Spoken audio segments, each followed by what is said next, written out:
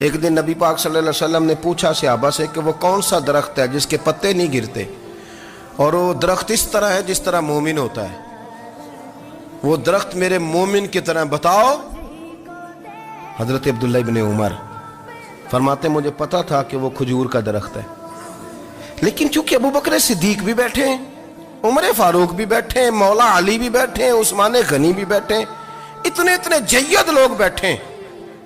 تو مجھے حیا آتی تھی کہ میں کیوں جواب دوں۔ کہتے سرکار نے کئی دفعہ پوچھا، لوگوں نے کئی اور درخت بتائے، پر فرمایا تمہارا جواب درست نہیں ہے۔ آپ حیا کے اس پہلو پر غور کریں کہ سوال کا جواب آتا ہے، سوال کا جواب یعنی مجھے سوال کا جواب آتا ہو پھر میں دوں نہ، مجھے بدعزمی نہ ہو جائے گی؟ یہ کیسے ممکن ہے کہ میری رات گزر جائے، مجھے پتا بھی تھا اور میں نے بتایا نہیں؟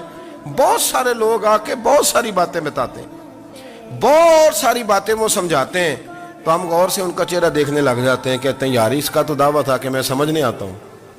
تو یہ تو ہمیں سمجھا رہا ہے، چلو الحمدللہ ہم سمجھنے کو تیار ہیں۔ لیکن میرے عزیز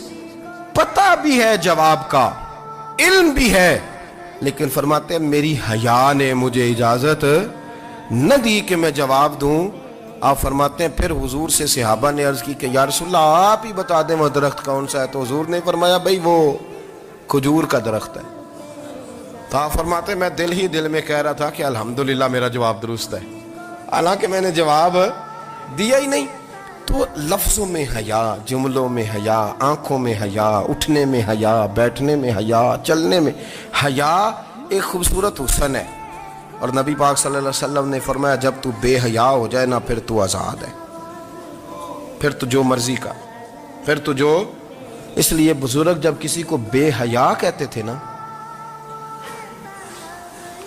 اللہ اکبر، اور جب کسی کو کہتے تھے نا یہ بے حیا ہے تو لوگ سمجھتے تھے کہ کوئی ہلکی سی بات کر دی،